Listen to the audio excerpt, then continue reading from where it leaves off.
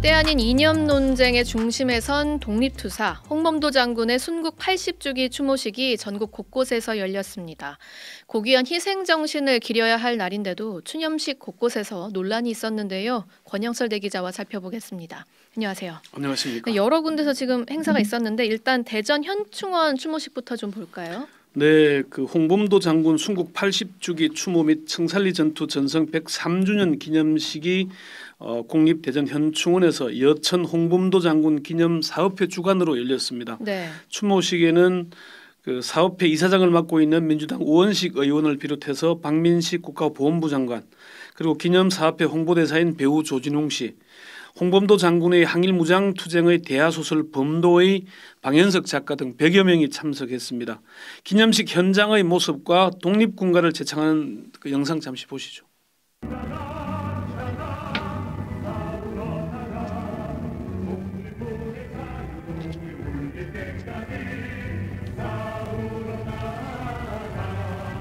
네, 지금 현장에 나오고 있는데요. 네.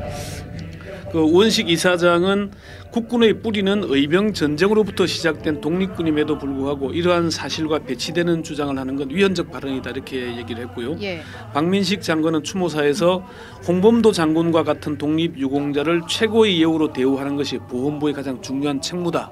이런 원론적인 얘기를 했습니다. 윤석열 대통령도 추모식 그 화환을 보냈나요? 추모 화환 보냈나요? 네, 그렇습니다. 영상 잠시 보시죠. 네. 저 지금 화환이 윤석열 대통령이 보낸 건데요. 근데 좀 논쟁이 있네요. 네. 그러니까 지금 대전 10에서 김정남 기자가 현장에서 취재를 했는데요. 예. 윤 대통령이 보낸 추모 화환이 행사 시작 전부터 바로 세워져 있었다고 합니다. 그런데 추모 분향이 진행될 때 약간의 공백이 있잖아요. 네네. 그때 이제 일부 참석자가 화환을 거꾸로 돌려놓으면서 실랑이가 벌어졌고 그 모습을 본 우원식 이사장이 정리를 해서 추모 화환을 바로 세웠다 이렇게 지나갔습니다. 네, 지금 라디오로 들으시는 분들은 못 보셨을 텐데 지금 화환이 돌려져 있는 거를 이제 바로 세우는 그 영상을 그렇습니다. 저희 기자가 네. 촬영해 왔어요. 서울 서대문구에서는 여기서 아예 행사가 취소될 뻔했다고요? 그렇습니다. 그 홍범도 장군의 추모 부스는 그 전국 7곳 그리고 카자흐스탄 알마티 등 8곳에서 설치가 돼서 추모를 하고 있는데요. 네.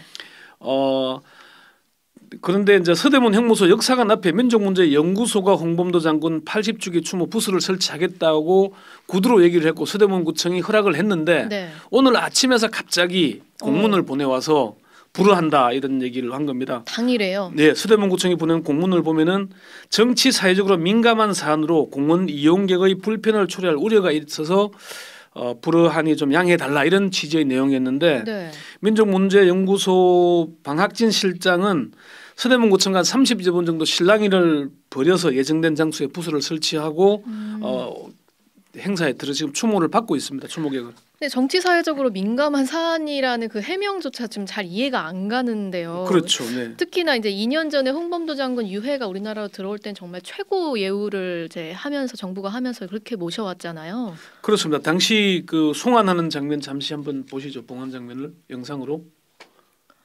그러니까 저렇게 정말 최고의 예우를 하면서 이영만리 카자흐스탄에서 이제 국내로 데려와 모시고 와서 네. 국립대전 현충원에 안장을 했죠. 네.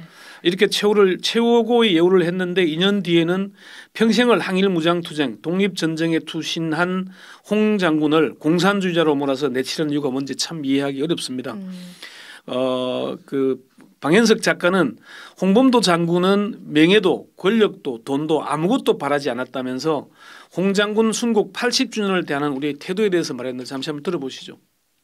홍범도 장군은 모든 것을 헌신했지만 그 어떤 것도 바라지 않고 그 무엇도 남기지 않았습니다. 핏줄 한 점, 재산 한 푼 남기지 않고 떠나신 분입니다. 우리는 그가 남긴 나라에서 살고 있습니다. 그가 꿈꾸었던 나라에서 살고 있습니다. 그가 꿈꾸었던 나라가 더 행복하고 더 정의로운 나라가 될 수 있도록 하는 것이 우리가 온 생애를 나라와 동포들을 위해서 바쳤던 홍범도에게 보답하는 길이라고 생각합니다. 방 작가는 비록 소설의 형식이지만 항일 무장투쟁의 역사를 기록한다는 자세로 글을 썼다고 얘기를 했습니다. 네.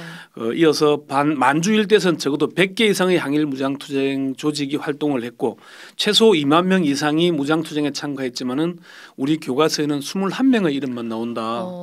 소설에서라도 최대한 많은 독립운동가들의 이름을 부르려고 노력했다 이렇게 소회를 밝히기도 했고요.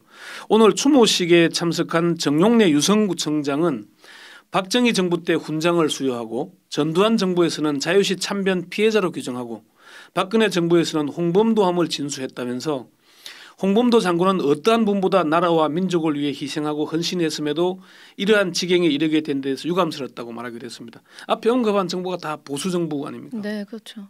좀 2만여 명의 무장투쟁 운동가들이 있었는데 그중에 교과서에 나오는 게 21명. 네. 그중에 또 한 명인 홍범도 장군에 대해서 우리 정부는 지금 어떤 대우를 하고 있는지 좀 새겨보게 되는데요. 권영철 대기자가 이제 그 범도라는 소설을 쓴 방현석 작가와 함께 지난 주말에 홍범도 장군의 발자취를 따라서 여정 다녀오셨잖아요. 네. 이 이야기는 본방송 이후에 유튜브에서 조금 더 이어가도록 하겠습니다.